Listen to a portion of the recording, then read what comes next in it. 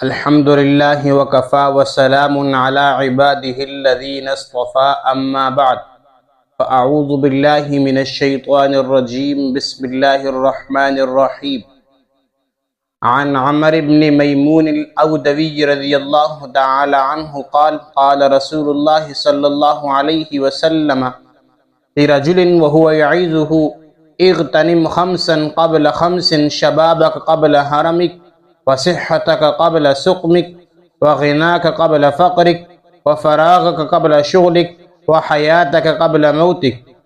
رواہ الترمذی او کما قال علیہ الصلاۃ والسلام۔ میرے بھائیو دوستو،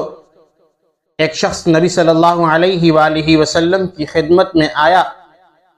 اور آ کر عرض کیا، اللہ کے رسول مجھے کچھ نصیحت کر دیجئے۔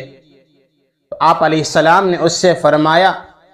کہ 5 چیزوں کو 5 چیزوں سے پہلے غنیمت سمجھو،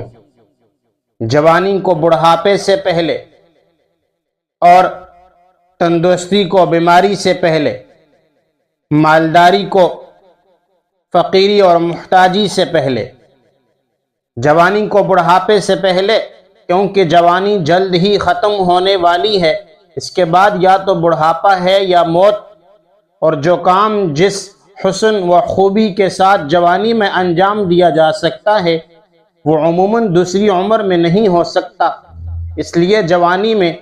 حسن عمل کا زیادہ اہتمام کرو۔ تندرستی کو بیماری سے پہلے،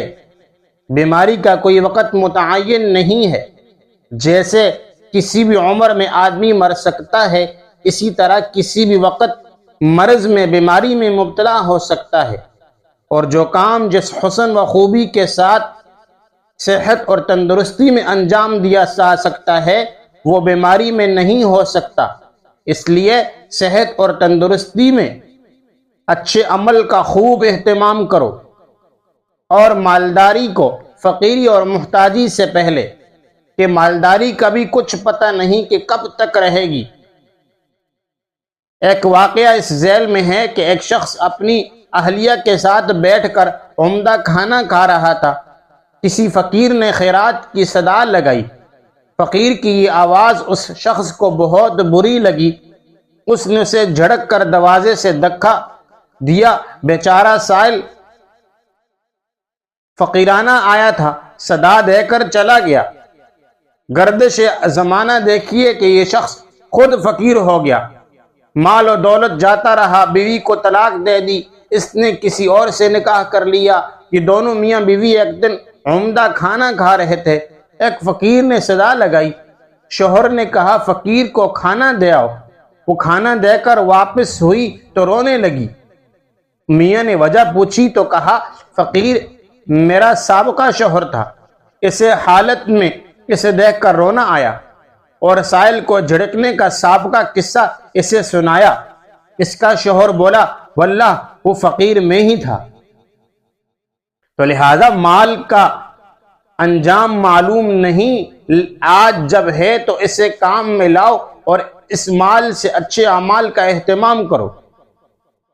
اور فراغت،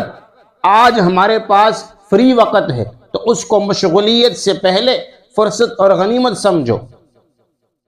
بشرط ہے کہ اس کی قدر بھی کریں، لیکن اگر ناقدری کی تو پھر یہی فرصت معصیت کا دروازہ ہے، اور فرصت کو کام میں لانے کا طریقہ یہی ہے کہ اس میں اچھے اعمال کا اہتمام کیا جائے، اور زندگی کو موت سے پہلے غنیمت سمجھو، کیونکہ اس دنیوی زندگی کا بھروسہ ہی کیا ہے۔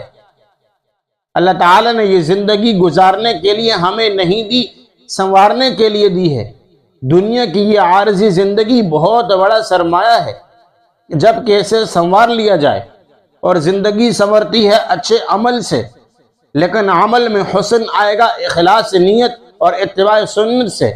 اس لیے اس کا اہتمام اور التزام ضروری ہے، یہی ہماری زندگی کا مقصد ہے۔